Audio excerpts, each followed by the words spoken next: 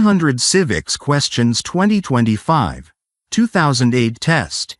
Easy Answers in Clear Format. Part 9. 81 to 90.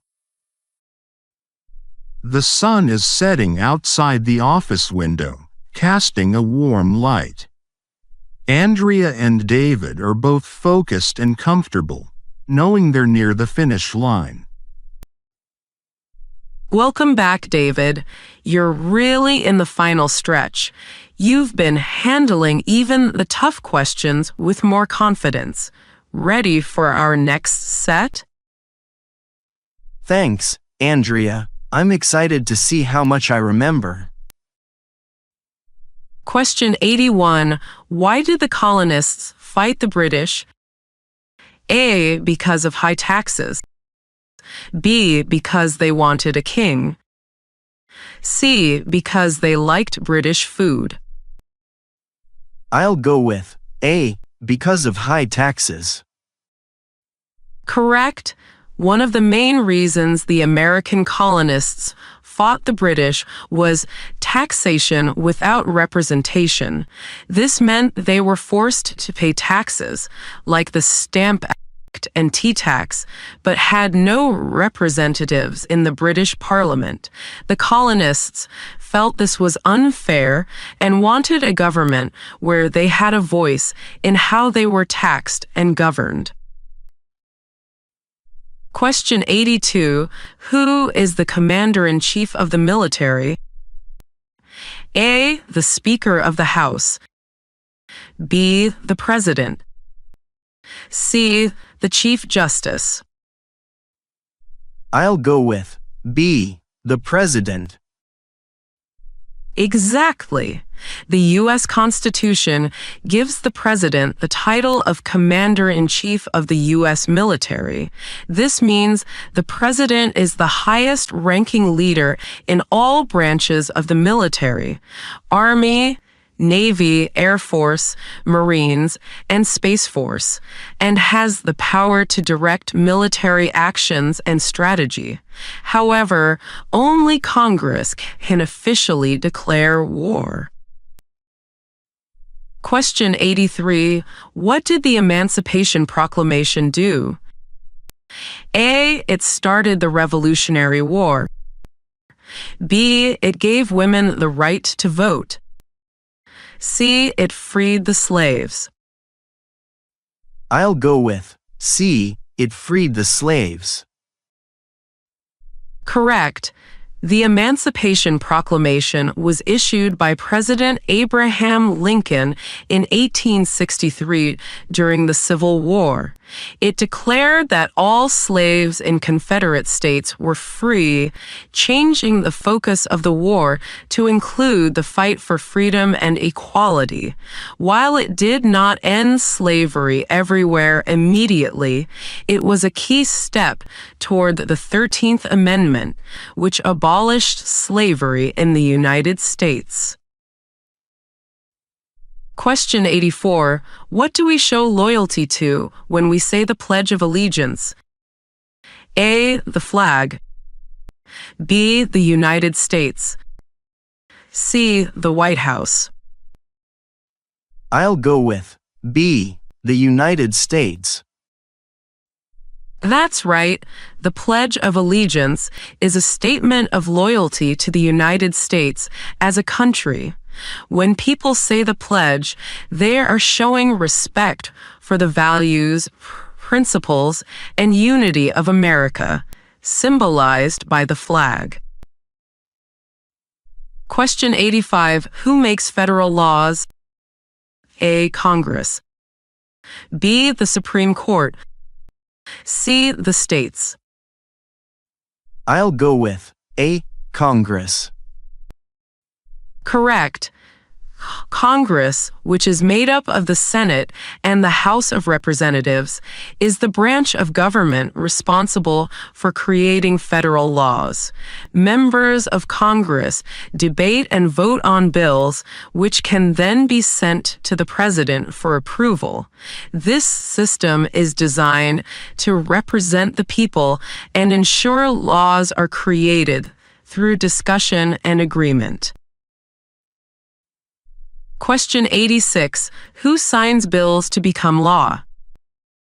A. The Vice President. B. The President. C. The Speaker of the House. I'll go with B. The President. Exactly. After Congress passes a bill, it goes to the President, who can sign it into law. If the President disagrees, they can veto it, but Congress can override a veto with a 2/3 majority vote in both houses. The President's signature is the final step for a bill to become a law. Question 87. Name one American Indian tribe in the United States. A. Sioux. B. Cherokee. C. Crow. I'll go with C. Crow. Correct. The Crow are one of many Native American tribes in the United States. The U.S. government officially recognizes hundreds of tribes, each with their own history, language, and culture. Mentioning any recognized tribe, like Crow, Sioux, or Cherokee, is a correct answer. Question 88. What does the President's Cabinet do? A. Passes laws. B. Advises the President. C. Commands the military. I'll go with B. Advises the President. Exactly. The President's Cabinet is a group of top officials, including the Vice President and heads of major departments like Defense and Education. Their job is to provide advice and help the President make important decisions about the country. Question 89. What do we call the first 10 amendments to the Constitution? A. The Federalist Papers. B. The Declaration of Independence. C. The Bill of Rights. I'll go with C. The Bill of Rights. Correct. The Bill of Rights is the name for the first 10 amendments to the U.S. Constitution. These amendments protect important freedoms like freedom of speech, religion, the right to a fair trial, and protection from unreasonable searches. Question 90. How long do we elect a U.S. Senator for? A. 4 years. B. 6 years. C. 2 years. I'll go with B. 6 years. Correct. U.S. Senators are elected to serve for 6 years, which is longer than the 2-year term for House Representatives. This longer term allows senators to work on long-term national issues and policies while still being held accountable to the voters. Fantastic work, David. You gave strong, clear answers with great understanding. Did you find any of these questions especially interesting or challenging? The details about the Emancipation Proclamation and the Bill of Rights really stood out. The history helps me remember why these laws and freedoms matter. That's exactly right.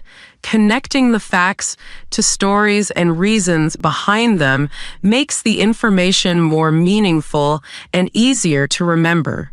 Your explanations are much more confident now. You're not just repeating facts, you're showing you truly understand. I feel like every answer tells a piece of America's story. I'm much more comfortable explaining things out loud now, even when I get nervous. And that's exactly what will help you succeed in the real interview. Remember, you can always pause, take a breath, and explain in your own words. Your confidence and understanding will shine through. Thank you, Andrea. I never thought I could get this far. You've worked so hard for this, David. Let's keep building on this momentum. Just one more set, and you'll have practiced all 100 questions.